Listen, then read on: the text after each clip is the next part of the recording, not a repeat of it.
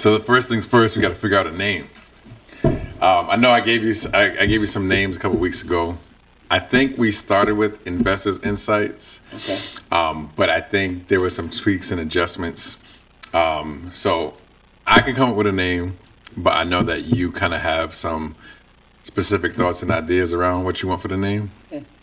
Do you have any right now? We could talk it out a little bit. You now? know what?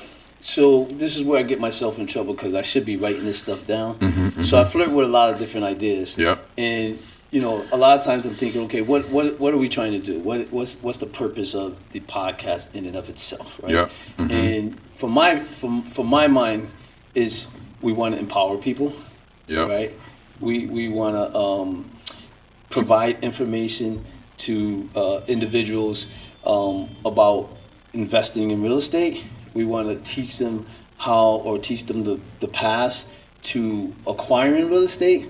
So I was once a part of this program, and it's called People Empowering People. So I'm thinking, how do I? Scott, hold on 1 second. Now we're picking up whoever's music's out there. Do you want to adjust your camera? It's coming underneath. Do you want to adjust that? Is that a car or someone just pulled up? Sounds like they just Probably turned barred it in off. her Corvette. It probably just It turned looks off. good though, and you were doing great. Do we got to start this all over? No. Okay. But let me adjust you, but don't go in the hole. Okay. So just sit up for a sec. I'm just gonna scoot you, but I don't want you to go into that hole. There's a hole there. Oh. Yeah, just scoot a little bit. Oh God, there's the hole. We don't want you going down the We gotta rabbit- cover that rabbit thing. hole. I know, it's not. Okay, right about there. Okay.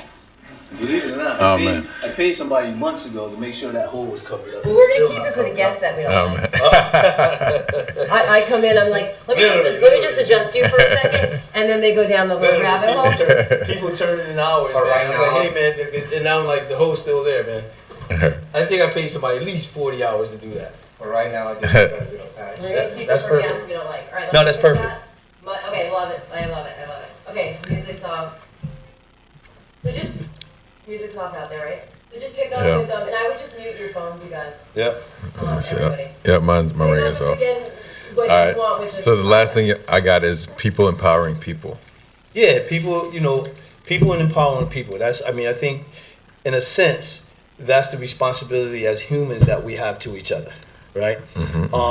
So how do we add the Lewis Real Estate brand into that?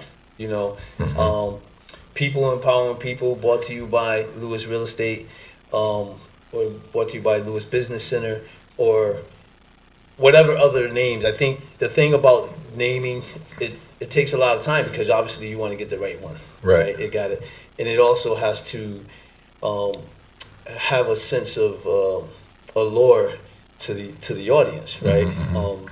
Identity is everything. There's a reason why Nike sneaker uses their logo and it's Nike, right? They don't just use the athlete, right? So I think we just got to kind of flirt around with that. But I do like the adding the element of people empowering people. Brought to you by Lewis Real Estate,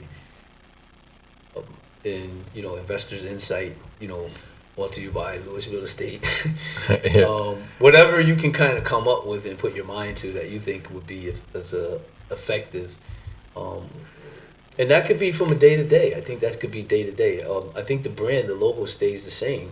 And I think in terms of the topics that we're discussing, those topics could take on different elements, like the chapters in the book. Right. Right. So the way that I know you said that you wanted to capture a wide net. Yeah. I think the way that we do it is we create an overarching brand, which is Lewis Real Estate or Lewis Business Center. Okay. And then within that, we have different specific niches, like our real estate, investing, financial education. Like that would be one. I think that UConn Athletics, Bleed Blue would be like another one. And then, any other Different sections. different sections. Yeah. Right. But in each brand would have a specific audience that is going after. Right. And then there would be opportunities for the brands to kind of cross-pollinate or, Okay. like for example, if we have a Bleed Blue, we might do a video where we're teaching financial education to a bunch of UConn athletes. And that content could be on both the investing real estate, and the bleed blue. So there'll be opportunities for them to overlap Right. and kind of share and pull from each other's audiences, but they still each have a very specific audience that they're going after. Yeah, I think we can have a combination of all of that. And I think practice will make perfect. Yeah. And I think over time we can see how that develops, and we can see what works best. Yeah. Where we're getting the more bang for the buck. Yeah. But I personally tend to overlook at. I personally don't look at, okay, what audience I'm trying to attack. I'm just like, I don't want to miss anyone. So I hear you. that's why I kind of, look out there. But I do think that there's something to be said about, okay, let's try it, let's gauge it, see how it works, and then kind of evolve. So I do think if we, like to your point, if you want to start off and we target a certain audience, we can certainly do that, with the understanding that, there may be some people that we're missing, but we're targeting a specific audience so we can kind of stay focused. Right. And on a calculated course, so to speak. Right. So I'm definitely with that 100%. Yeah. I think we just get it out there, and then, our audience is going to tell us what they want to hear just by their responses. So Right. we'll know by how the audience responds and how receptive they are to whatever messages that we put up. Yeah. We know we'll let the audience take us in the direction that they want us to go. And by analogy, I'll give you an example. So I used to do a lot of speaking. So individual organizations used to ask me to come to groups and speak to audience to tell my story about, how did I get where I am from where I was. Yeah. And a lot of times in that, I'm like, okay, I'm more concerned about what the audience wants to hear as opposed to what I want to tell them. Right? Because I can be sitting up there speaking to them, and that's not what they want to hear. So they walk away like not getting what they need. Right. So I used to always lead off with the question, and I said, okay, I'm here. What do you want to know? Right. And then someone asks a question, and then I start my speech by answering the questions that the audience are eager to know. Because That's smart. you know that that makes they sense. already, prior to coming, know a little bit. They've been given a little bit of a background. Yeah. So everybody in that audience wants to know something a little different. So I found that taking that approach was more effective in terms of the engagement that I was having with the audience, as opposed to sitting there and just telling them what I think they want to hear. Right. Right? Right. That makes sense. So with that being said, I think that, well, one, this is kind of the one time where I can really get you locked down and focused, because I know you got a million and one things going on. So I also use it as an opportunity to Sorry. I've heard. also use it as an opportunity to talk out some of the different things that we have going on. Right. And I think it makes great content because it's really, planning, strategy, and all that. So I think it would be good if we could lock down a name in this time, because we kind of Yeah. I locked think, down the name. Can you move that one up for me? This down one? here. Yes, thank you. I think, yeah, because you want to, if this is like your first podcast, you want to introduce the name of the podcast. Are you guys co-host or is it host? Co-hosts. Yes. I think we would do co-hosts, and then we have So guests. it's like, hey, like we'll do intro music, and then hey, welcome to whatever their name is, podcast. And they'll see us come up with a I'm name. Sal Lewis. And then, I'm yeah. a co-host. I'm one of the co-hosts. Razul, I don't know your last name. Co-host, and Yeah. then this is what our podcast is about. And you Yeah. kind of just want to like set up what it is. I think Right. two key things for me, and I think for you guys, as like a listener, is it's a black-owned business. And I think that the education, like you're educating people about business, real estate, especially the youth. Yeah. Right? Like it's a educational. I think that's going to come out naturally through the conversations and the communications that we have and the topics that we kind of discuss. Yeah. Okay. I think I don't think we necessarily have to announce that it's educational. I think people will find for themselves Right. that it's I'm just saying educational. those are the two. Those things are I the think- tones that we're talking about, Yes. right? We're engaging in that discussion as knowing in ourselves that what we're trying to do or what we're trying to inject into our audience is educating our audience, even from our different perspectives, Right. Because iron sharpens irons, and the more perspectives somebody has on situations, I think the more a more informed decision that they can make, because a lot of times decisions are just not so like cold and blanket. There's, Right. you can, step one, you can make this decision, but step two, it could be the same situation, but a different scenario, right? If that makes any sense, because a situation usually is a scenario, right? Right. But there's a slight difference in step two as how you would apply step one. It's not identical, Right. There is a small difference. And seeing it from a different angle than you had previously saw step one makes all the difference in your evolution, right? To get to step 10, whatever that case may be, because life Yep. is a maze, man. Yeah. Life is Oh, a yeah. maze, and it's I not think you just guys like just get into it. one All way. right. I wasn't Yeah. saying to set it up like we're a black owned, like that would Yeah. be No, no, I get For that, I you get two, that. that's No, what I get stands that. out. So once you guys are good, just holler to Surge, like start the intro music, and Yeah. then. you So once we introduce figure yourself. out a name, Yeah. then we're gonna start Yep. the intro music. Yeah, just Gotcha. go out to Surge or Yeah. Heather. Well, All right. What about All right, let's figure We'll a talk name it out. I We'll just talk it listen, out. man. I just know that we have to put Lewis Real Estate in there some way. So we can say financial literacy sponsored by Lewis Real Estate or Lewis. However you want to figure what's the other half of it that you think would be nice, and just kind of merge those two. Right. So I think we would say the name, and then we would say brought to you by Lewis Real Yeah. Estate, right? But I think when we're thinking about the name, we gotta consider the elements that we want to talk about, right? So you said empowerment, real estate, investing, and then you said educational is implied. Yeah. Black-owned business. How conscious or much do we want to actually articulate that, or is that obvious because we're two brothers and it's the office has a good mix of people. So is that something that we want to like consciously articulate, or do we want our viewers to notice that just from seeing who we are?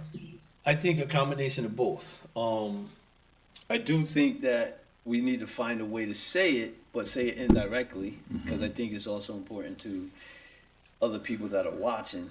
I don't know. I think it could be implied. There's a lot of ways to think. I think the best thing to do is just throw it out there and evolve. I got And you. let the momentum take, and then we can kind of gauge. Again, this is really about the audience, how they're receiving us, right? It's really about we're trying to inject what we have in our minds, in our hearts, in our spirits as professional black men, and everything that we may have went through in our lives. We're trying to kind of share with an audience to kind of make them better people. Right. And in the process, it kind of keeps us on the right track. Right. So there's so many ways to kind of go, but I think we just start and we kind of test it, man. All right. So as far as picking out a name, I think invest or some variation of invest should be in the title, right? Because with real, it doesn't have to. I don't think it has to, because investing could incorporate investing in real estate. Right. It can invest in a business, buying a business, invest in yourself. Right. Investing in, I think investing is kind of an all-encompassing term.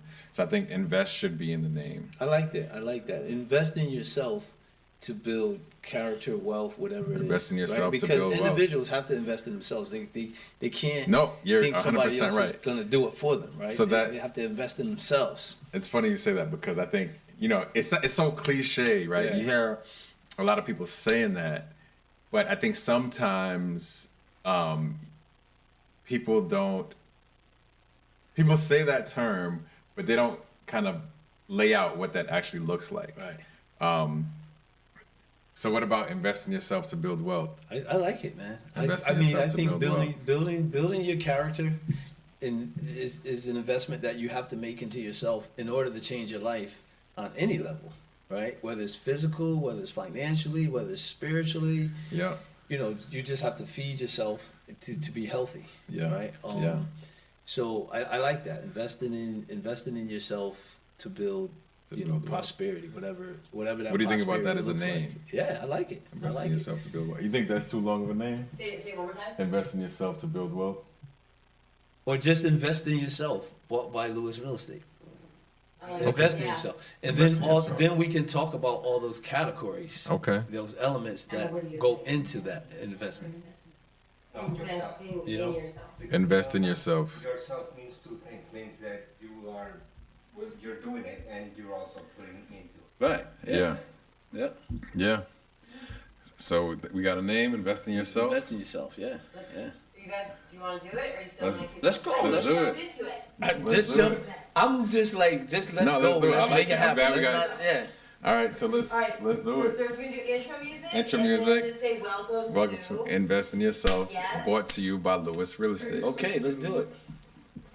What's our? Switch to what? Not right now. Give me just Wide. like 3 seconds. Either wide or actually go to Scott, and as I walk away. Yep, I got you. Okay. I got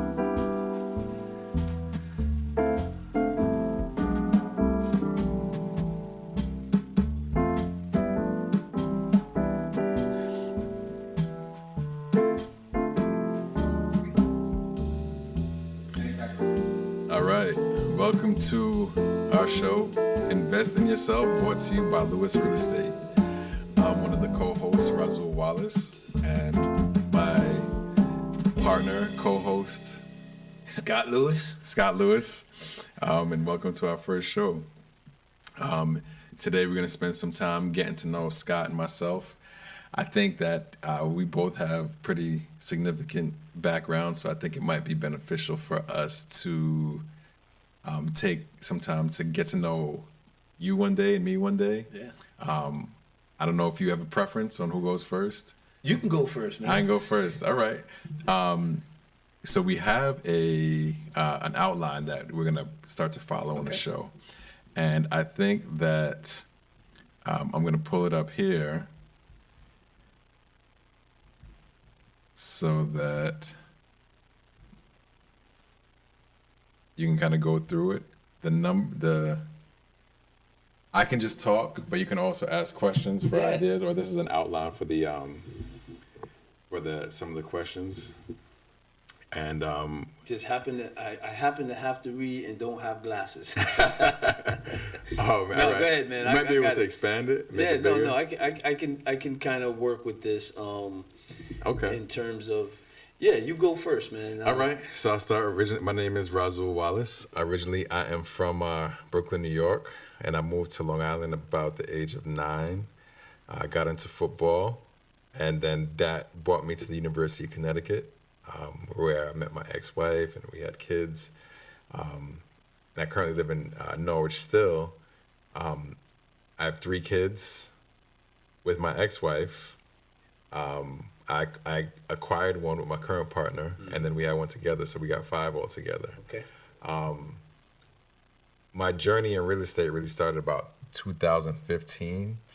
I had just separated, and I was actually living in my car for a little while because I was looking to buy my first investment property.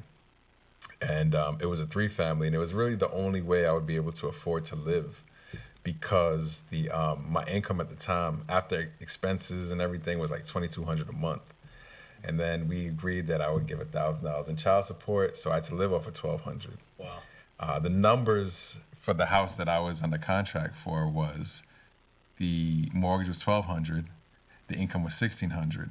So the mortgage covered the income covered the mortgage and the utilities, and then I was left with like $200 a month after that. But that really is the only way I was able to kind of survive financially. So for me, it's so foundational, like the idea of having a multi and moving into it, because that provides such a solid foundation. Because that's people's, biggest expenses, their living expense. That's pretty deep, man. So let me interrupt you one Yeah. second. So you were living in a car Yeah.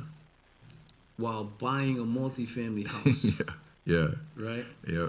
I mean, I want to talk a little bit more about that, because Okay. I think when we talk about investing in oneself, most people think about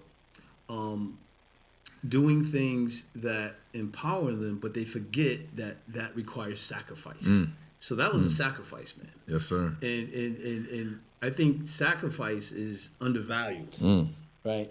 but it has great importance. Yeah. Right, and Yeah. and that's the sacrifice you made, and you Yes, sir. said, you know, I want to do this to the point so bad that I'm willing to live in my car, Yeah. because I believed in what I was getting ready to do. Yes, sir. Talk more about that, man. I mean, I think so. I think that there's a lot of nuance in there. I think I was in this situation where I was very uncomfortable. My back was against the wall, Yeah. and it was just a matter of figuring out how I was gonna create a sustainable life. And the only way I saw doing it, so I guess I kind of didn't have a choice, because even when I talk to people now, I think one of the hardest things that to get someone to actually move is if they're like comfortable where they are, right? If you're comfortable, you don't have that same motivation to kind of, make a change, Right. or really do something that's gonna like make you uncomfortable, unless you just have that internal drive, or you really know yourself well and why you want to do something. Right. So for me, it was kind of out of necessity.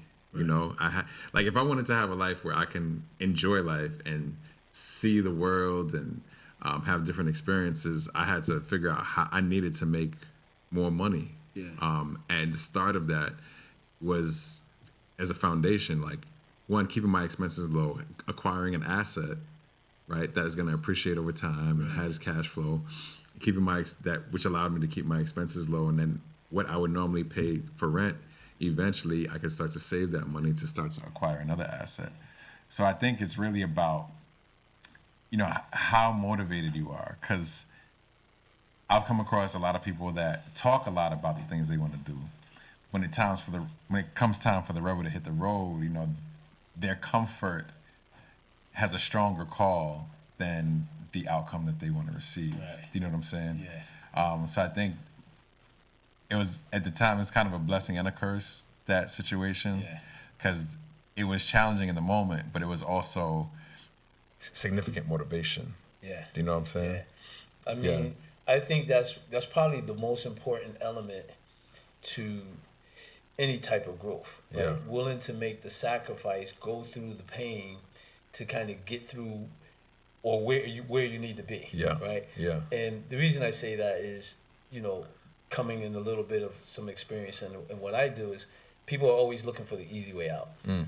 And when you're looking for the easy way out, you don't build character, and your mental strength is taken over by your physical circumstance. Right. Right. Right. And then you fall victim to your environment, as opposed to the strength of your mind leading you through the mud and the struggles and all that type of stuff. Yes, sir. So becoming mentally strong and determined, coupled with that sacrifice, I see those as key components to kind of get you where you are now. Oh, 100%. 100%. And I think human beings are not like solid. I mean, we appear solid, but there's particles coming on and off of us, ideas coming in and out of our brain from everything around us.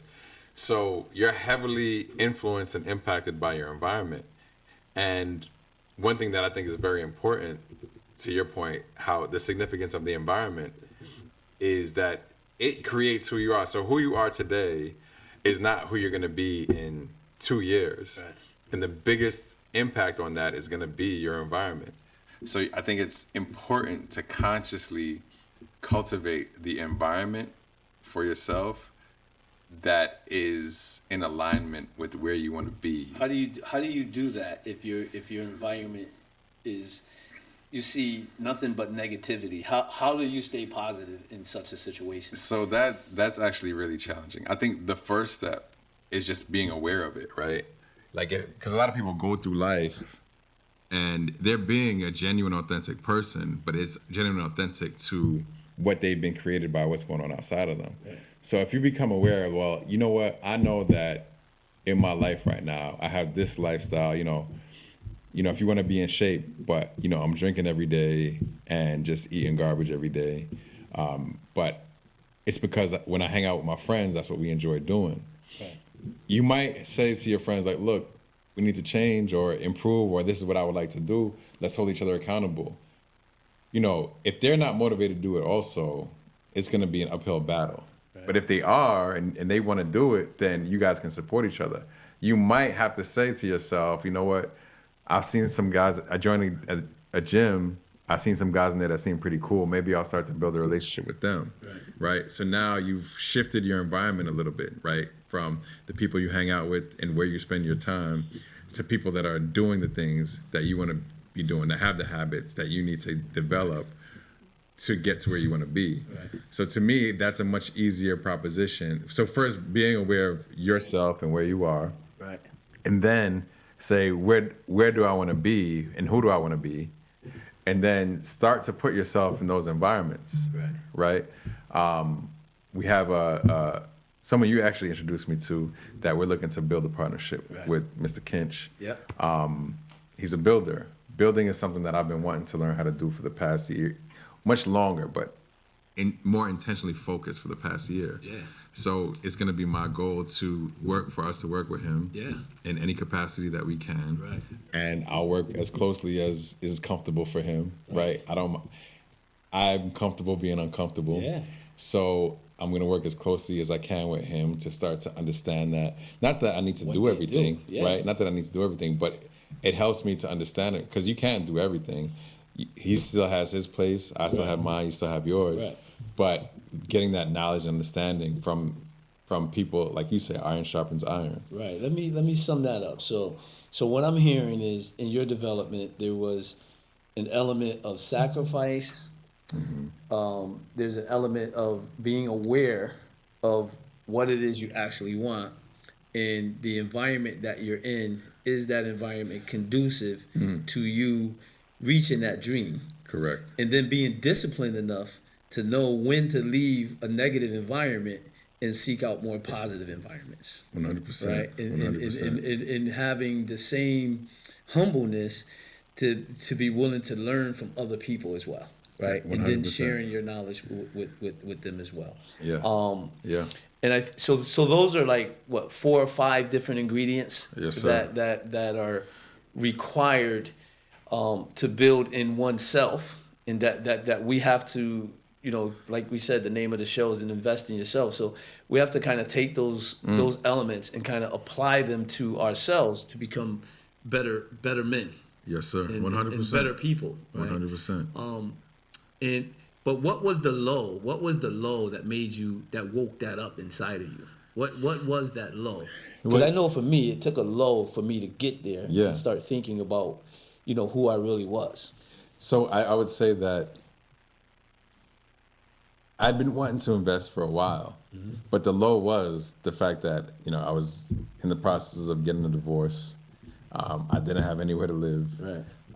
So I did have employment, so I was thankful for that. Yeah. I did have employment and income. Right. But I think being divorced, living out of your car, and then not really having much else, that was probably the low for me. Yeah. And in that, I gotta say that I felt a certain amount of peace because I recognized, it kind of felt like I couldn't get any lower. You discovered yourself. Yeah, to a degree. I couldn't, you know what I'm saying? I couldn't get any lower, so I was like, what's the worst that could happen, really? Yeah. Yeah. So I do think that, like the gift and the curse kind of, or a silver lining of the cloud. Right. Yeah. My story is similar. Circumstances may be a little different, but the reality is we had to reach that low to wake something up inside of us to make us realize that we wanted and we were better than what our current situation that caused us to be low actually was. No matter what those decisions were that got you there, but sometimes you have to reach that low to kind of figure out, how much lower can I get, and it makes you realize the importance of reaching for things that are higher than 100% what you are. Like for me, that low was, when I was sent to prison for a crime I didn't commit, and I was sentenced for literally like 120 years. So my life was like literally over. It was like dust. It was done. Damn. And having to live through that was my ultimate low. I said, obviously it couldn't get any worse than that. But the reality is, it could have gotten worse, and the worst of that could have been I wasn't breathing. So the fact that I was still breathing gave me an opportunity to invest in myself to become a better person, and understanding that I had to do that to change the immediate circumstance that I was in, even though I was in an environment that there really wasn't any positive things going on. So you had to kind of you had to seek those positive things going on, and that's where that mental strength came in, and then that's when that sacrifice that you talked about came in, where you have to learn how to be uncomfortable and struggle and make that sacrifice to be uncomfortable so you can get to that next level. For you, it was living in that car and taking whatever monies you had and investing in that multifamily house so you can create income and build it on top of what you were able to do. Yep. For me, it was changing the energy around me because I knew I was innocent.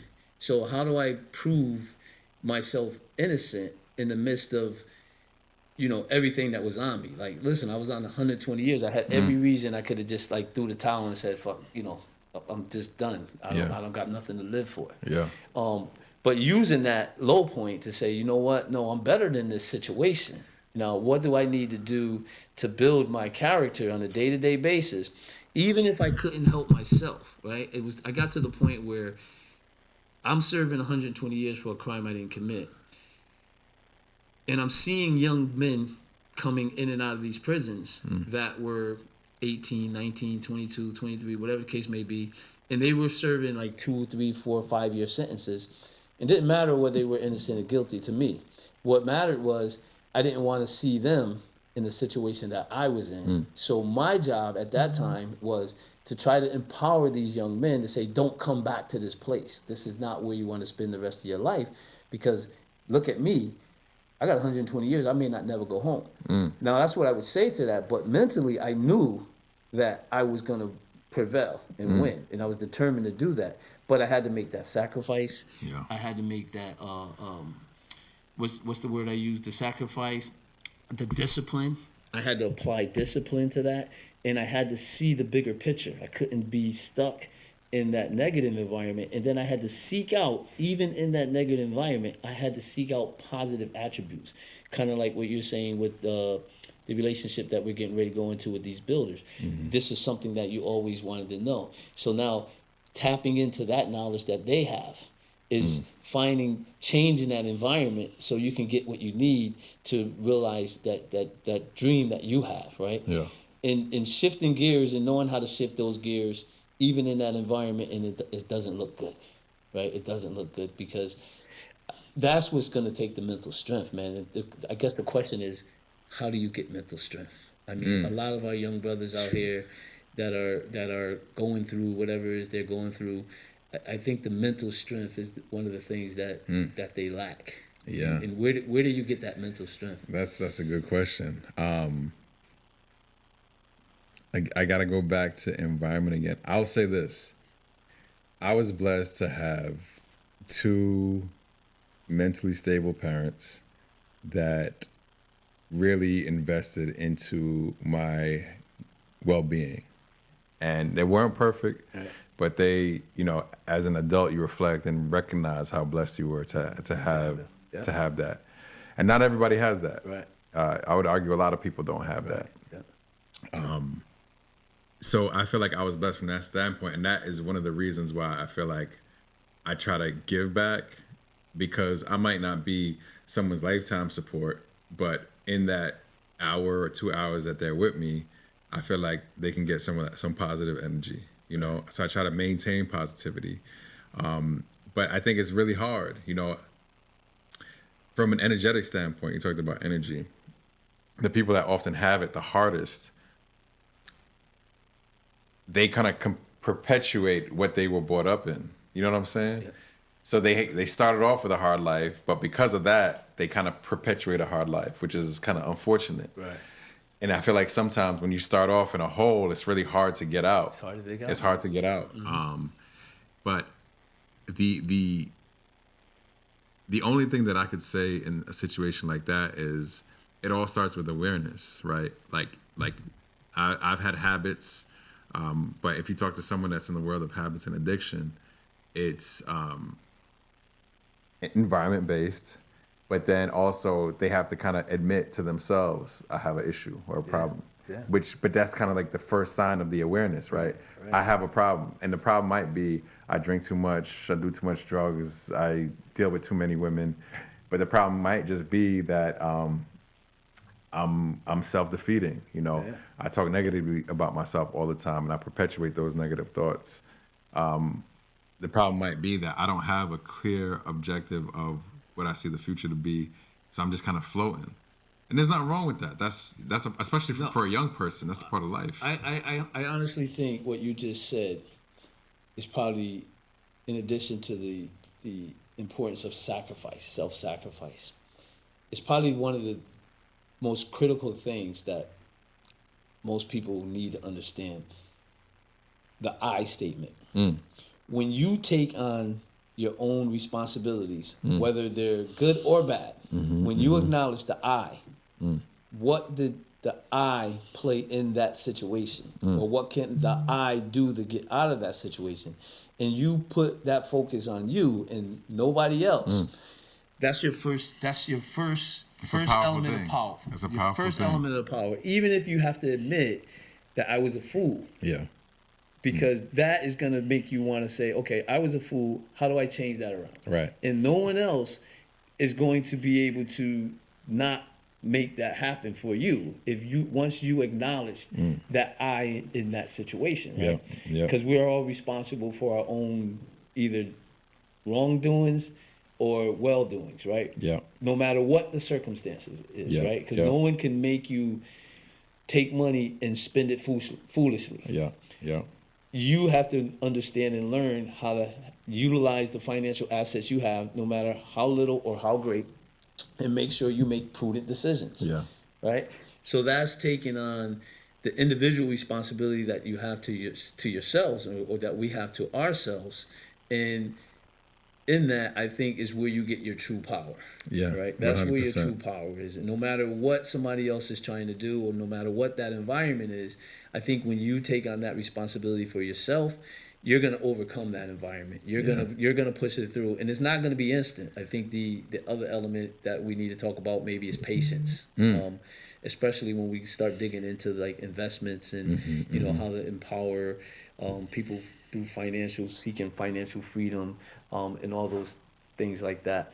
The element of patience is also probably going to be key. So with that said, we left off, and you were in your car, you had a multifamily, you're recreating, what's the name?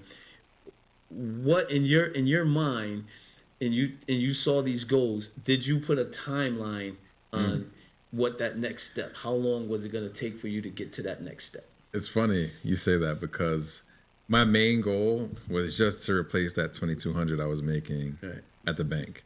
I figured once I did that, then it would free up my time to be able to like go full steam into real estate. And it's funny because I had a financial advisor at the time, which she's actually pretty great, and she wrote down my goal. I didn't write them down. Right. I just kind of kept them here. I think there's a lot more power in writing them down. Yeah, definitely. But I had enough internal motivation to kind of keep me driving. But I think writing it down definitely would have solidified it a little more. But she wrote them down. Right. And I forgot what they were originally because I kept in my head moving the needle. Yeah. Right. So that's the importance of writing it down, because Right. then I could see the progress that I actually made towards it. Yeah. So I reached that goal, but then I, without realizing, I kept moving the needle, and then I got to the point where I had 7 properties, 21 units, Nice. and I was well over that 2,200 figure. But I felt like I hadn't reached my goal yet. Right. So then I met with her, my financial advisor, and she said, your original goal was to have $2,200 a month in income, and you could do it within, like, you calculated that you could do it within like 4 or 5 properties. Wow. So I had exceeded that original goal. I didn't realize it because I kept moving Staying busy. the dial as I was moving, Right. you know. So I had to sit and appreciate that. And I think that was a welcome surprise. You know, like I was like, dang, I didn't even really like sit back and recognize that I had achieved something significant Yeah. to me that I Yeah. was like working towards. Yeah. You know what I mean? Do you have a similar experience? No, I mean, I think the key word I would say is don't undervalue what you're actually doing and the accomplishments that you're heading toward, right? And what I think what happens, at least with me sometimes, is I'm moving 100 miles an hour and I'm achieving this and I'm achieving that. And sometimes I undervalue those things that I actually achieve Yeah. because I'm still moving. Right. And I'm still moving, I'm still moving. So I do think at some point you have to kind of sit back and say, wow, you know, I started this journey, you know, a year ago, or 2 years ago, or 3 years ago, whatever that. In that 3 or 4 years, this is what I accomplished. And understand the value of that accomplishment, right? But I think if, like you said, you didn't write it down and you weren't tracking it. Right. I don't write anything down and I wasn't tracking it.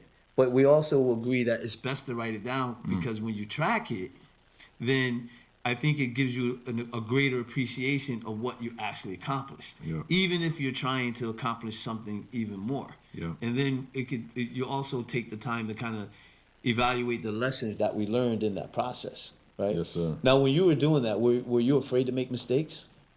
A little bit. Okay. I was scared, but you know, bravery isn't the absence of fear; it's the ability to act despite the fear. Okay. And I had some experiences in football. Football really helped teach me a lot of different things about fear and how to approach it. But when I feel fear, to me, that's an indication that if I want to go to the next level, I have to confront that. Right. I can't let it kind of control the situation. Right.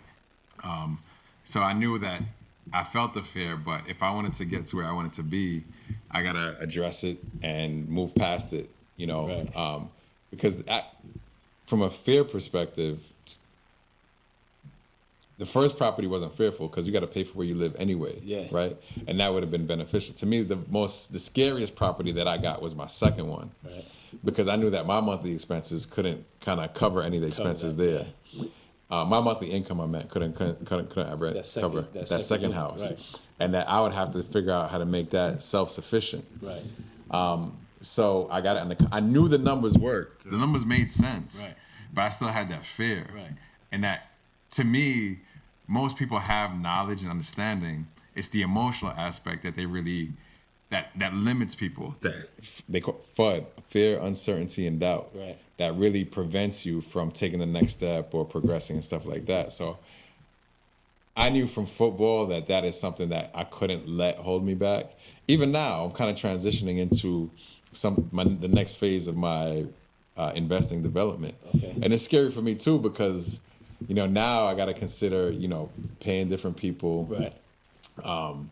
You know, Payroll. yeah, All right. right. So that is kind of a next level that's kind of scary because now you're responsible for other people's livelihood, and you know you want to be sure that you're not gonna, you know, kind of screw them out of whatever you're obligated to them. Yeah.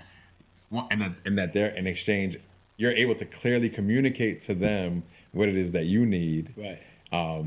And that they can understand that clearly and perform those things. And so there's a lot of moving variables, but I'm kind of at the next stage of my development now. Yeah. Can you think of an example where you had to invest in yourself? Man, let me tell you, man. If I take my story back to the time that I was in prison and I became very observant of what that environment looked like. And I was like, I'm better than this. I know I didn't belong there. It wasn't who I was. It wasn't the type of man that my mother raised. Coming from a single parent, she did her best she could, but that wasn't the type of person that she raised. I was definitely out of place. And now, for me, it was more like, how do I convince everybody else that I don't belong here? Because the perception is you belong here because you're here. And then because you're here, the perception is you're not a good person. You know, there's no moral fiber of who you are, that you're actually you don't care about anything but yourself, right? And that was the complete opposite. That wasn't who I was. No matter what they wrote about in the newspapers, because you know the media can sensationalize drug dealing and people think it's cool. And I literally looked at myself and I was in my brown prison uniform and I was like, man, I'm a sucker. I had to call myself a sucker because I fell for the game. And as a result of that, I found myself in prison for something I ain't do, wearing a brown uniform 7 days a week, 24 hours a day, looking in the mirror. And I was like, I was really embarrassed about that, right? It wasn't nothing proud. So I used to always say to a lot of guys that was inside with me, and I was like, yo, man, we suckers, man. And some dudes, and I was fearful of how they were going to react, but I was trying to wake these brothers up intellectually, like, you know, this stuff you're hearing about, this is cool, gang banging is cool, carrying guns. No, that's for suckers. I was like, so I started calling myself a sucker. Yeah. And then I started getting dudes that I was associating with. It's like, dude, man, we suckers, man. Look at us. Yeah. We're sitting in here. We're not with our families. Yeah. We have no freedom. We're wearing brown uniforms 7 days a week. Yeah. You know what I mean? Yeah. We're going to the market shop working for, 15 cent making state license plates. I said, we suckers, man. This ain't nothing cool about this. Yeah. So I had to keep telling myself that. And by me telling myself that, I think it woke something up in me saying that I'm so much better than this. How did I allow myself, or what role did I play that allowed others to put me in this situation? And then I had to come to grips with that.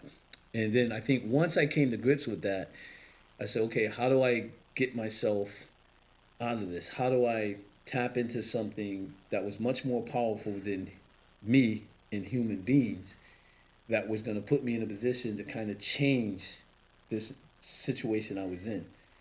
And I said, okay, well, what role did I play in it? I know I was innocent. That's unquestionable. I know I'm not a bad person, but I know I did at some point in time sell drugs. So that's the role I played. And then I said, okay, let me examine that. And I said, is selling drugs a negative thing or a positive thing? At that time, my mentor was telling me, well, at the time, when I say at the time, I mean during the time I was selling drugs, I didn't really think about it in those ways. I just thought about it, this is a way I had to make money. Your decision was, I need to take this money, buy real estate, flip it, create more income, even if I got to live in a car. My situation was, I ain't trying to live in a car, be homeless. Everybody I see out here is selling drugs and they're making money. So I was like, okay, maybe let me dab in that game for a little bit, make a little bit of money, then I can transition myself out of the neighborhood. Yeah. Not thinking about what those negative consequences were. And doing that, I used to always justify it. Well, this person is using drugs. If they don't buy it from me, they're gonna buy it from somebody else. So you would justify that in your mind to make you immune from what you're doing. Yeah. And then I had a really good cousin of mine. And he ended up getting hooked on drugs. So now that affected my family in a way, affected me in a way that it didn't do it, because this was with my first cousin, somebody I loved. And I was like, and I saw what it was doing to him. And then it opened my eyes. I said, damn, is this what I'm doing to other people? Just because I'm trying to make a living, trying to get my family out here, is this what I'm doing? So that's when I want to make that change. I don't want to be doing that no more. I don't want that. Right? Yeah. So now I'm inside and I'm in that mirror and I got all this time and I'm like, everybody thinks I'm going to die in here. And I'm the only one who believed that I wasn't going to die in here.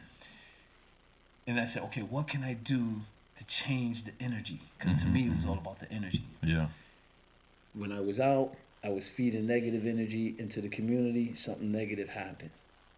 Now I started going in. I started paying more attention to the scriptures. And I said, okay, that's it. I got to start putting positive energy into, not just into my life, but into the lives of other people. So instead of handing people something that was negative, affecting them negatively, I need to hand them, these young guys in here, something positive that's going to help them change their life. And in doing that, my life was changing. Because now I was creating positive energy. And then positive things started coming upon me. And then I know through that power of things and that that transformation of doing away with negative, feeding the positive, that allowed the truth to surface. Yeah. Which led to my freedom. Which is why now I also say, it's also important for us, even in the situations that we're in and we had different struggles, that we got to continue to feed positive information to our younger audiences, or our audiences who may be going through some stuff like whatever they're going through in their life, and they're trying to figure out how to break that mold, right?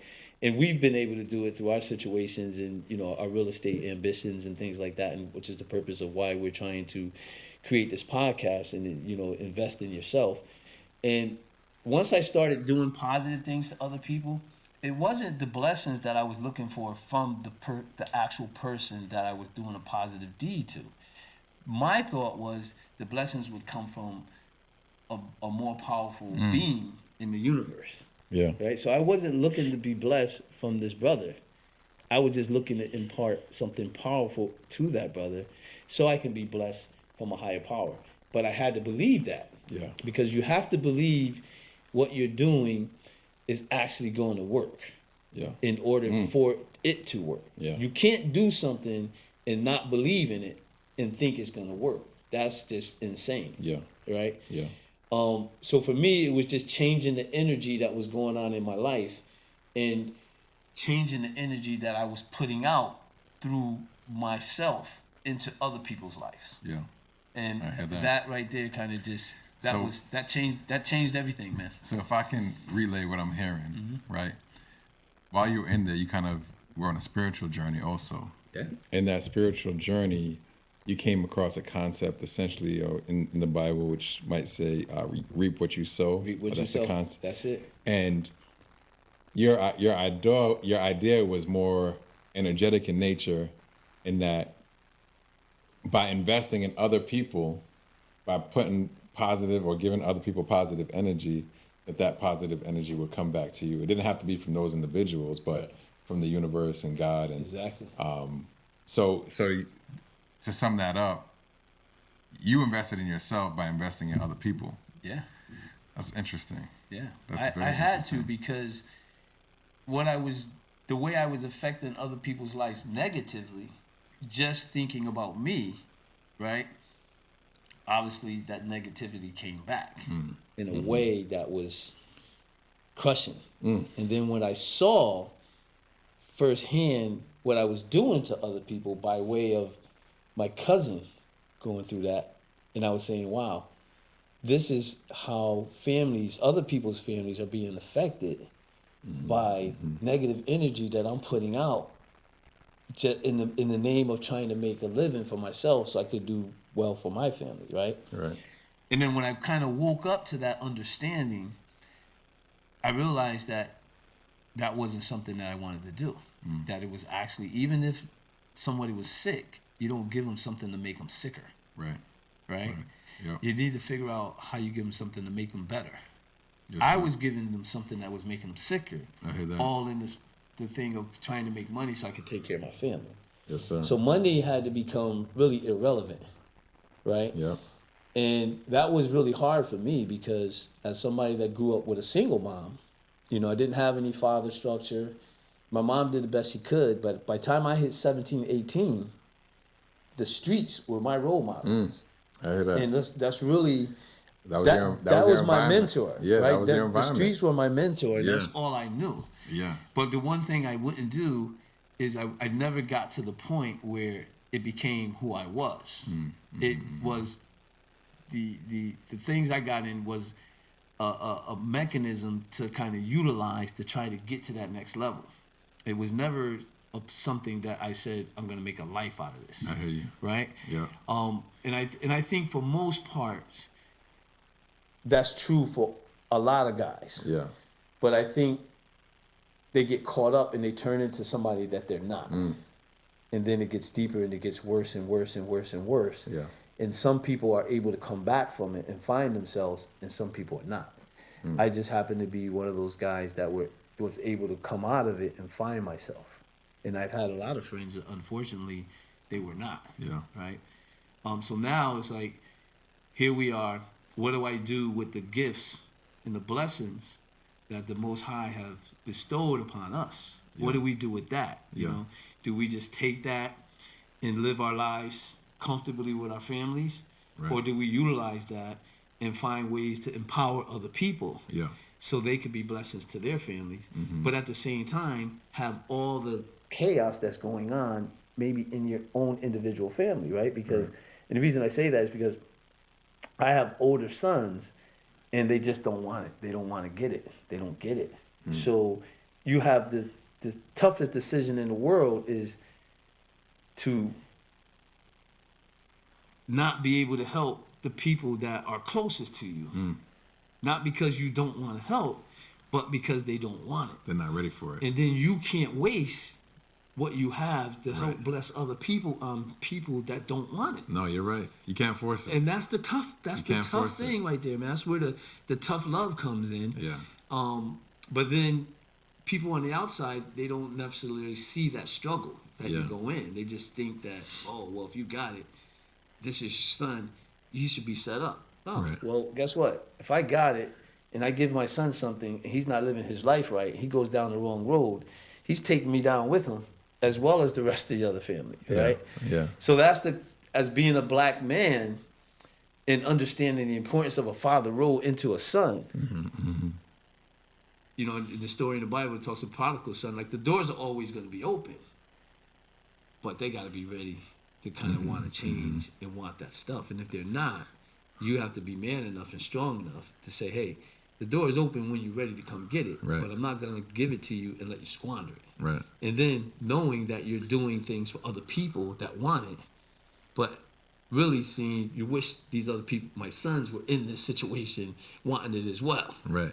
right? Right. So it gets difficult, man. It But, is. It is, But, but you know, we as men, we got to continue to do what we need to do, man. Yeah. And Yeah. I think it goes back to motivation too. You know, we can't see through the eyes of someone else, right? The perspective and all the reasons they make decisions that they make. Right. So it might just be time that they need time, you know, maybe a change of environment to really see the value of everything that you make available to them. Yeah. You know, but like I said, sometimes it just takes time. And awareness is a big thing too. Well, yeah. So with that being said, can you tell me about another investment that you made in yourself, let's say after you got out, that helped you to, and when I say investment in yourself, it might look like a sacrifice that you made, but something that you did that kind of was you giving of your time, your money, something to that, because you knew in the long term it was going to pay off. Yeah, man. So me, I've always been about how can I create financial wealth so I could be in a position to help other people. Because the reality is, broke people don't listen to broke people. It's just that simple, man. No. You're not gonna be I able hear to you. get the attention of somebody that's broke by being broke. Right. There's a perception that the way that you get these individual attentions is you have to have have achieved a level of success, and then you may get a little bit of their attention, right? Yeah. So my thought process was, when I came home, I had to show everybody that I wasn't the person that they made me out to be, right? That I was someone much more thoughtful and accomplished than that. So that drove me to prove myself on the business level. I wanted to prove myself from a business standpoint that I can do business with the best if I had the right tools. I had to go through hell to get the right tools, but I finally got them. Yeah. And now the question was I going to squander them, or was I going to utilize them to kind of demonstrate who I am as a person Yeah. and as a business person? So my thought process remains that I got to continue to grow, because the more I grow, the more I can help, Yeah. right? And then what keeps me alive is that positive energy and helping other people, because that, in my mind, keeps me tapped to a higher power. Yeah. Even if I'm not going to church every Sunday or Saturday I hear or you. saying 9 prayers, I right? hear you. My Yeah. service is through how I'm helping this brother or this sister or this family or that family. How you live- That's how you my live- service yeah, to God. yeah. Not necessarily just going to church and throwing up a Hail Mary or whatever the case may be, right? Yeah. And the reason I say that because I get a lot of flack from a lot of my Christian brothers. Oh man, I don't see you in church. Well, that's because I'm out here working every day. Right. If I get an opportunity to talk to a brother, you better believe by the time we finish, I done gave him 3 or 4 scriptures. Yeah. And how I applied that to my life to get to where I'm at. Right? Yeah. Yeah. So with that, that's the investment that I continue to try to make in myself daily. And this is not this, and there's plenty of imperfections that surface around that because we still kind of grow, right? Yeah. But that's what keeps me alive, man. Yeah. Is trying to create that positive energy, put that positive energy into other people, understanding that if you believe that the scriptures will not come back, proving itself untrue, then that positive energy is going to kind of stay on you. Now, Yeah. that doesn't mean you're not going to go through rough spots.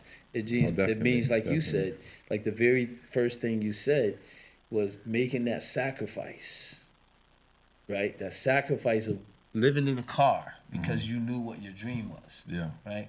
So making that sacrifice and not being fearful of what the outcome is going to be, because understanding that it's going to be rough, right? You go to a diamond, you look at a diamond, it don't look that pretty. Yeah. It has to go through a lot of pressure and all those other processes to make it into a diamond. Right. And I think people need to understand that you have to go through a level of pain in so many ways or process to kind of get to that point where you want to be.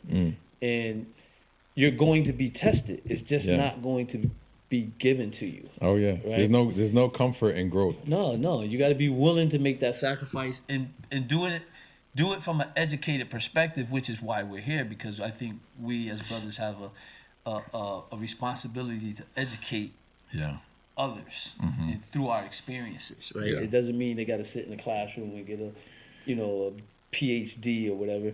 And that's not to say that going to school is not a good thing. Going to school is a great thing. Right. But it just means to say that there's a lot of teachers that may not be in the universities Right. that can resonate to the situations that these individuals are going through that can probably have more impact on these individuals than somebody that has a PhD degree. Oh yeah. Right?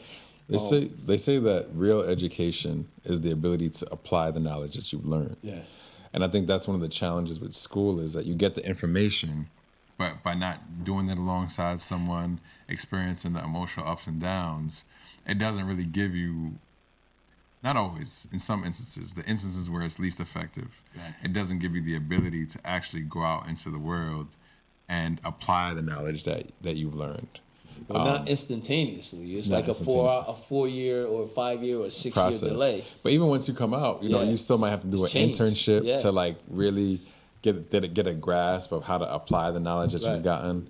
In the trades, you might be an apprentice, so you're like someone's telling you and you're doing it. You Right. know what I'm saying? To me, the learning is in the Let me doing. give you this back. Oh yeah, Yep. thank you. Yeah. So when we talk about investing in yourself, I just wanted to talk about one of the most substantial investments that I made in my journey. Yeah. And I never forget my mentor, Linda Baumgartner with Connecticut Real Estate Investment Association. They had a course, a mentorship course. It was like a little over $6,000. Wow. And I had 16, and then my sister, she had 16,000 that we Okay. were going to put together to buy a property. Right. And I was like, man, so we had 32K. And I was like, I don't know if it's enough to get something, but we're going to try to figure it out. Right. And she was like, listen, with the techniques and the knowledge that you're going to acquire in this class, you're going to be able to do something with that money. Easy. Right? So I was like nervous. I slept on it for a couple of days because like, what if I come across an opportunity, I need 30K and now I'm down to 26. Right. You know what I mean? Yeah. And she was like, I'm telling, but that idea of being around the people that are doing the things that you are doing kept playing in my head. And this was kind of the only way at that time I could access that. Yeah. So I made it requires, to me, being an entrepreneur is a very spiritual journey. Oh, no question. Because it tests your emotion. There's a lot of faith that's required. Like you said, patience, right? That if you just keep putting one foot in front of the other, you're gonna eventually get to your destination. Yep. So I took the course, and from the techniques that I learned in that course, like how to find off market opportunities, how to calculate the numbers, how to create a deal using like seller financing. Like there's a lot of techniques that I learned that enabled me to acquire that next. That my second property, the one that I said was the most emotionally uncomfortable. So that was a 6-unit property, and it was 6 units. He asked 225,000, and he asked for 25,000 down, and he said he'll finance the 200. Nice. So we made terms for it. I gave him that 25 that we had. We had like 26, and I used the credit card to cover some differences, but we got the property, Right. and then that property was a challenge. We had it I actually bought it on my birthday in 2018, and I actually just sold it on my birthday of this year. So we had it for 6 years. Nice. And it was a process. I had to because we didn't have any more money. Right. I had good credit, so I used credit cards to buy materials that I needed. But I was in there, learn how to put in flooring. I had to figure out how to paint. Had to learn how to do some plumbing. So I was doing it all myself. I'll be up there in there, come home from work, go there, and I'll be there working on the place like 1, 2 in the morning. Yeah. When I had my sons with me, I had my sons laying down the vinyl plank flooring. Wow. They were like 10 and 12 at the time. They were happy doing it. Yeah, no, they was good. Yeah. They're good sports. Yeah. So I say all that to say that if I go back to that investment, one of my most significant investments, it wasn't acquiring a property or anything like that, but it was an investment in myself. Yeah. But the challenge of it is, and these are all the things and the internal conversations that you have, and why I feel like investing is more of an emotional thing than a knowledge. Knowledge is significant, Right. but I don't think we give enough weight to the significance of the emotional journey of it. Yeah. Right, and having people understand it is going to be fearful, but you have to learn figure out how to move beyond that fear. Yeah. Because I was like, I might not have enough money to invest. And then I was like, it's going to take me, 3 or 4 months to go through this course. And then after that, I got to figure out how to actually apply all of that information and do everything in it. So I was like, I had to trust that I was going to not only spend that $6,000, but I wasn't going to waste it. Right. And that I was going to be able to go out day after day to apply the information in it. So I was scared that I was going to waste the money. So what I started doing is each day after I came out, I tried to apply what knowledge I got that day to some degree. It made you feel comfortable. Because it made me feel like, all right, this is the only thing. The action is what took away the anxiety or the nervousness. Yeah, yeah. The action, like applying it. And then by applying it, you kind of internalize it more. Yeah. So that it was kind of like the fear or the anxiety that I held from not wanting to waste it and wanting to make this work that really kind of propelled me a little bit to continuously take action. So I see that's where we're different. Yeah. Because that emotional thing, in so many ways for you, it paralyzes you where you kind of have to think about all these things in place, and then you have to practice those things in place to get that confidence, right? Mm-hmm. With me, my mother used to always tell me, boy, you're hard-headed. Nobody can't tell you nothing. You're still hard-headed. She said it. I'm telling you right now. I can remember her telling me that as early as 5 years old.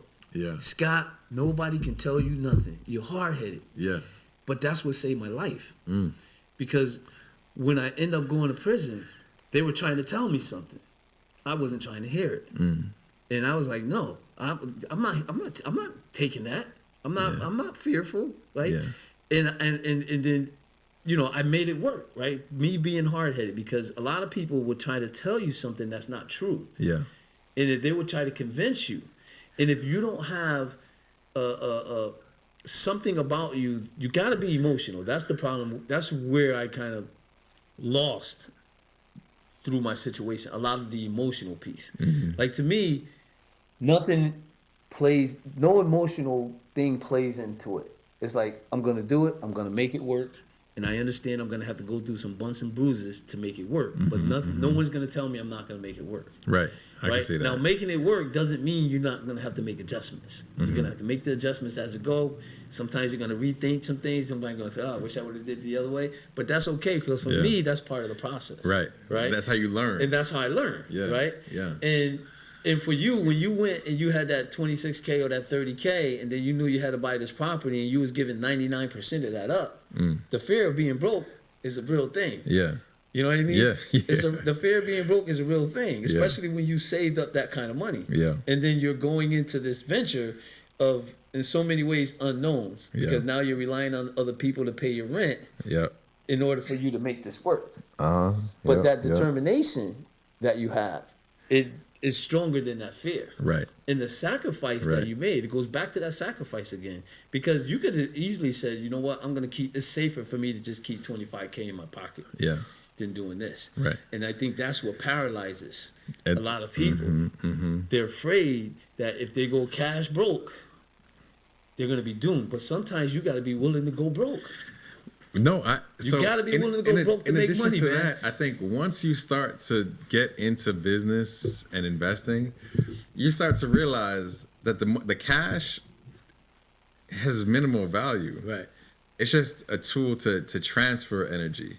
You don't even want to hold it in the cash, right? You want to transfer it to some type of other asset because cash just continuously loses value holding cash. So for me, like I just sold the property and I'm sitting with a chunk of cash, and I know every month, you know, through inflation, I'm losing value in that money. So I want to put it into something that has value, that has real tangible value. Right. And that's why I think you kind of have shifts as you go through the growth process. And how you view things and your perspective and knowledge and understanding. No, I'm glad you said that, man, because, you know, before we wrap up, let's talk about that because that's important. Yeah. Because most people think that your power comes from your cash. And one thing you said is you spent 99% of this money on getting this property, but you was able to leverage your credit because you had good credit. Yeah.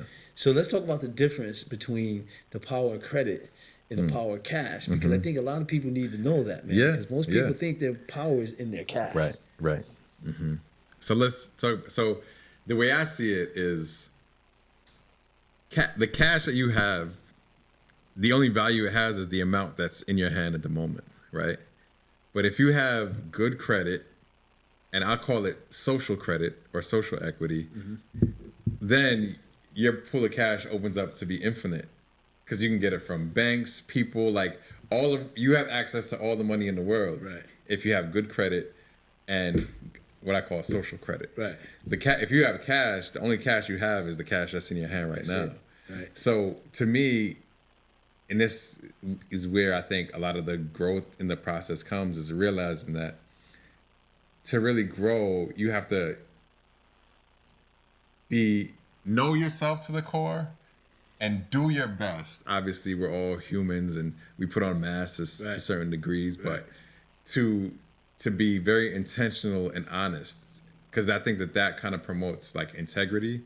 And if you know people and they feel and know that integrity from you, they feel they can trust to give you money. Right. They're like, you know what? I know he's not gonna be perfect, but I know that he has the best intentions. He's gonna be honest with me about whatever's happening, and I can trust that. And he has a bit of a track record and experience to say that he's had some success. Right. And that to me is more significant than having $100K or $1 million in your hands, because now you can go to someone with 10 million and say, give me 5. You go to someone with 100 million and say, give me 20. You know what I mean? And I love that scenario because, especially coming from a man with a black face. Yeah. Right? Because credibility in our community is superficial, right? Because you could be telling this exact thing to someone, but as a black man, people will question it. Yeah. And then you put a Caucasian man on the other side,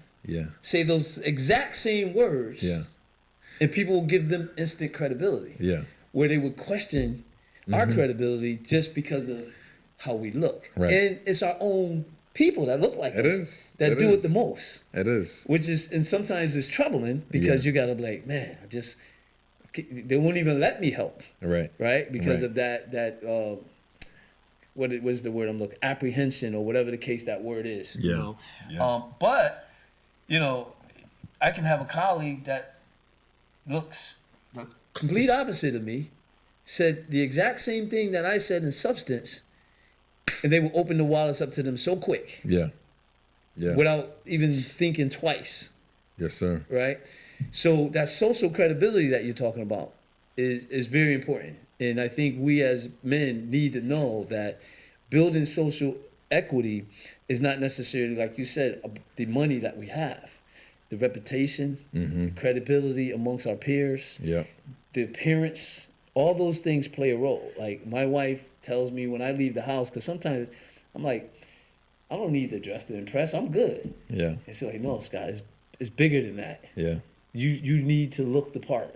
Yeah. People can't just look at you and say, "Oh, homeboy," right? right. And then you're expecting to kind of get business from clients that have millions and millions of dollars just because you got millions and millions of dollars. Right. That's not how it works, right? Yeah. Yeah. Perception in our society is a big thing. It is. Even though it's far from reality, right? The perception is a big thing. The thing about credit, in terms of how do you look at credit versus cash, the way I look at it, and it gets just given another analysis, but pretty much the same substance in what you spoke about, I tell people that credit is like gasoline to your car. Your vehicle is going to get you where you need to go. The gas is only fuels the vehicle. So that's the value of cash to me, right? The value of cash actually fuels your credit power. Right? Yeah. And your credit power is what allows you to get access to what you were saying, to all the cash you need, or all the buying power you need, because sometimes you can have buying power and don't need cash at all, right? Right. And I say people from a real estate perspective, if I'm able to buy a $200,000 house or a $300,000 house with 20% down, even though that's a large significant part, but still that's telling you that your credit is more powerful than your cash, because your credit is buying you 80 to 90% Right. of the house, Right. and your cash is only buying you 10 to 20%. Right. So Some that, cases 3, Yeah. 5, or yeah. so by yeah. that analogy alone, Yeah. it should speak to how important No, that's your a credit good, is, man. That's a perfect You know? illustration of that idea. Our people are afraid of credit, man, and I think our next broadcast we should kind of talk about that, because Yeah. I think that most of our people are afraid to take on the responsibility and have the lack of understanding on how to manage their credit to Yeah. get them to that next level. Yeah. And they're trying to do everything with cash. And that's Oh, why they man. say, I don't make You're enough gonna be money. I limited. can't You're gonna make be enough limited, money. I yeah. don't have enough money. There's always an excuse as to why they can't do it. Yeah. And a lot of it is because I think they don't know how to understand or undervalue the importance of the credit, and not just to have good credit, because it's one thing to have good credit, but if you have good credit and you're not utilizing it, It's useless. what's the use of It's having useless. good credit? Right. Right? Well, no, I hear you. I'd rather have a 730 credit score that I have inquiries because I'm applying for stuff and I'm using it, than the 800 that the only time I ever used it was to buy my house that I bought 15 years ago, and now I'm just sitting with It's a just pretty sitting there. 800 credit score. Yeah, yeah. You know what I'm saying? And it's- It doesn't make sense, but I think people they get comfortable and they It's the feel fear, man. Yeah, It's the fear of something you got. Wealth is about money that you build. It's not about what you have. Right? Yeah. You always have to be building, because your cost of living is always going to cost. And if you're not building wealth, the cost of living will, in so many ways, overtake that. Right? Yeah. And I think the interesting part, at least for me, is when I'm building my portfolio, I'm leveraging 90% of credit, as little bit of cash, and I'm always kind of trying to recycle that stuff to kind of get to the next level. Yeah. And I'm not one to say you need a lot of money. You just have to take small steps for the first time homeowner, for Yeah. the first time person going into the Yeah. investment. Yeah. You can't think big if you don't have big credit or enough cash to sustain that purchase. Right. You have to start taking the small steps, get the experience, because at that point the experience is more valuable than Yes. the actual house.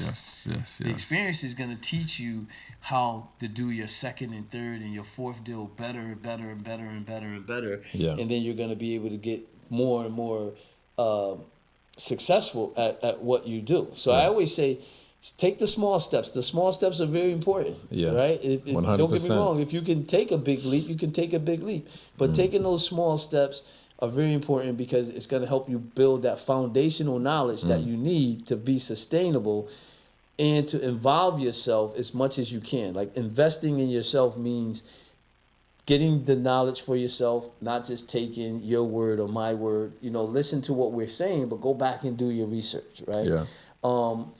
That's investing in yourself, because then you don't put yourself in a situation where if things go wrong, you're blaming somebody else, right? You always want to take accountability for when things go wrong as well as when things go right, whether it's financial, whether it's social, whatever the case may be. You always want to be the one driving the car, so to speak. Right. So yeah, man, I don't know if we should wrap this up and go to something different next time. I think that's it for now. I think talking about things that we can do. You mentioned us talking about, I think, fear in the community, fear of using credit. Yeah. I think that's a good Yeah. topic. Things that are, I guess, conditions within our community that if we had some awareness to them and consciously made efforts to overcome them, could significantly impact or benefit. Oh, it makes all the us. difference, man. Yeah. It makes all the difference, man. I know growing up, where I grew up, we used to always think cash was king. Yeah. Cash was so we weren't even thinking about credit. What credit? What, you crazy? You got $200 worth of cash in your hand. You got a $200 credit card bill. You're gonna spend the cash, and you're not gonna pay the bill. So now Yeah. you got no cash and bad credit. Right. You might as well pay the credit card. Yeah. Right.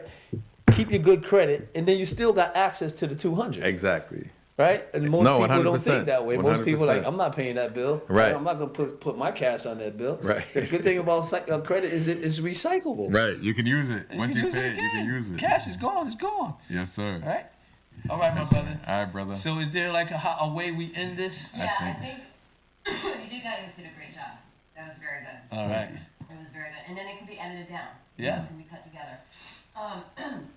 Serge wants to get like a clean intro again, but we could do that at the end, right? Yeah.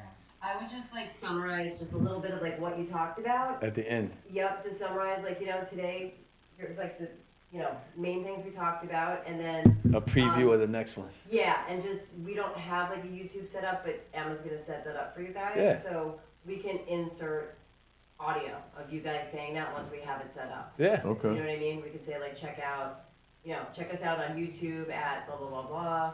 So I don't think we should even do that in audio. Well, let's see what we got Yeah. now, and then We can we can build and it. adjust. Right. Yeah. We can Right. build it. So Yeah, now we have a just visual. insert. Yeah. Yeah. It was I good think- though. It was good. No, I think it was I think so. natural. I think so. You know what I mean? It was more natural, and Conversational. then you kind of just let it evolve from there. And I think the more we do it, the better we're gonna get, and then we get more concentrated on some of that stuff. Yeah. But I think they walked away knowing a little bit about you, knowing a little bit about you, me yes, sir. in a summary kind of way. Absolutely. And then kind of know what we stand for at the same time, because I think that's important Yeah. in terms of what we stand for. No, and right? I And think- there's some valuable lessons there. Even if Emma's gonna tease a couple things, I think people will now be drawn into a little bit of like what your background Yeah. how the like There's some imperfection in it that kind of can be alluring to it. exactly. All right, I gotta pay attention to my wife because Wait. I Oh, got shit. furniture. Okay. Okay, what's up? Okay. So wait, what do you want to do first? Just like an outro, like wrap it up. Oh, dang, you just got here, man. So just do a quick Yep. recap. Just do a quick recap of All what right. we did and Okay, and a tease. Razoo will do the recap. Next episode, which is Yes. really gonna be about credit, right? Black, Okay. Black Yeah. men and credit. Or just credit, yeah. All Just right. go for it. So just to wrap it up, we got to get a little bit of understanding about myself, about my partner Scott, who we are, some ideas and concepts that have shaped the people that we become, and some investments that we made in ourselves. And I think that moving forward, we're going to talk. Next episode, we might want to talk a little bit about the fears in our community. Yeah, fear importance of of credit. fear of Yeah, credit. yeah. Maybe some other things that hold us back, like the crab in the barrel mentality. Yeah. I think we have a lot of maybe mistrust or skepticism Amongst each other, yeah. that No question about that it. limits our ability to grow, Yeah. that maybe other communities don't experience, and Right. allows them to work together to build more together. Yeah. So I think that is some good stuff for us to touch base on next time. Sounds good. Say thanks for listening. Thanks for listening. All right. Yay!